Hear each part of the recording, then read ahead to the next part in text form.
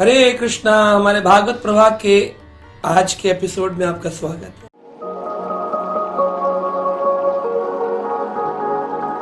और आज हम चर्चा कर रहे हैं श्रीमद् भागवतम में छठे स्कंद के 5वें अध्याय पर प्रथम श्लोक से प्रारंभ कर रहे हैं। सुखदेव गोस्वामी ने कहा, श्री शुक उवाच तस्यां सा पंचजन्यायां वे विष्णुर्मायो ब्रहितम् हर्याश्वसंज्ञां युक्तं पुत्रांजनायुधुभि विभु। तो कहा है कि श्री सुखदेव गोस्वामी कहते हैं, भगवान विष्णु की शक्ति के द्वारा प्रजापति दक्ष ने अपनी पत्नी पंचजन्यायाम, पंचजन्या की पुत्री जिसे पंचजनी भी कहते हैं और अस्किनी भी कहते हैं, उनसे 10,000 पुत्रों को जन्म दिया।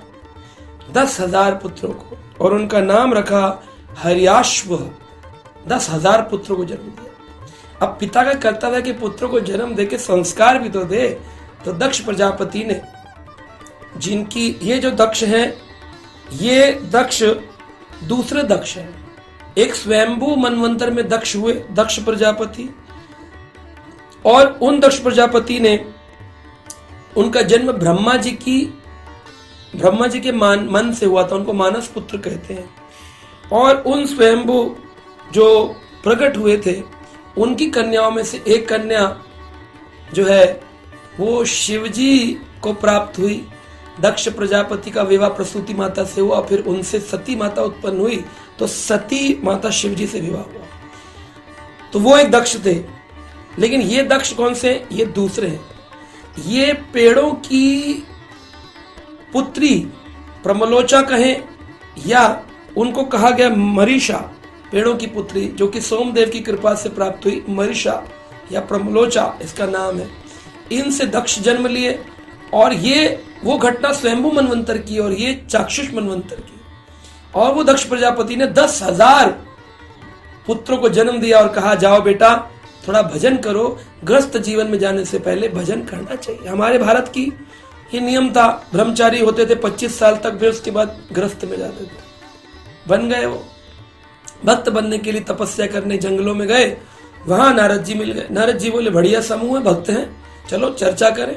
कौन हो? कहा, जी हम प्रचेता परंपरा में आते हैं, हम 10,000 पुत्र हैं, हमारा नाम है, हम हमारे पिताजी दक्ष प्रजापति की कृपा से भजन करने आए। कहा, रे कुछ नहीं लगा, ग्रस्त जीवन में माया में बन जाओगे, भजन करो, ये स्त्री माया है, पकड़ लेगी, तुम निकल नहीं पाओगे, भजन का मौका नहीं मिलेगा, बहुत अच्छे ब्रह्मचारी हो, चलो मेरे साथ भजन करें।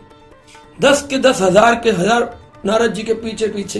पहली बार में ब्रह्मचारी ट्रेनिंग, हैवी ट्रेनिंग, सब भक्त बन गए। ब्रह्मचारी फुल टाइम लाल कपड़ा पहनेंगे, नारद जी की तरह, कभी ग्रस्त जीवन में नहीं जाएंगे। जब ये पता चला दक्ष प्रजापति को, बोले जिसके लिए मैंने इतना सब किया, प्रजा ही नहीं, सृष्टि निर्माण ही नहीं कर पाऊंगा, ये क्या किया नारद जी ने। जैसे तैसे उन्होंने अपने आप को सहन किया, और फिर अपनी पत्नी अस्किनी, जिसे 1000 पुत्र उन्होंने फिर दोबारा जन्म दिए।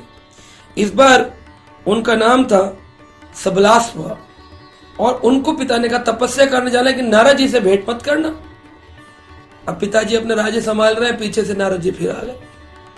नारद जी ने आकर के 1000 पुत्रों को फिर भगवत भक्ति का ज्ञान दे दिया। वो 1000 फिर से ब्रह्मचारी बन गए। अब तो दिल ही टूट गया। बोले, अरे मेरा कोई पुत्र गृहस्थी में जाएगा कि नहीं जाएगा। आजकल माता पिता भी दुखी होते हैं अगर कोई भक्त बन जाए। वो अलग बात है कि अगर एक ब्रह्मचारी भक्त बन गया, वो अपने 21 पीढ़ियों का उद्धार करता है। लेकिन फिर भी भक्ति का ज्ञान ना होने पर व्यक्ति को लगता हमारा पुत्र पैसे कमाता, ये करता, भक्त बन गया, बड़े दुखी रहते। नारद मुनि को दक्ष प्रजापति ने श्राप दे दिया। बोले, नारद जी तुम रुकते हो, प्रवचन देते हो तो लोग बदलते हैं, जाओ मैं तुम्हें श्राप देता हूं कि एक स्थान पर तुम कुछ काल से ज्यादा रह ही ना सको, तुम्हारे पैरों में चक्कर लग जाए, घूमो, रुकोगे तो बदलोगे किसी को।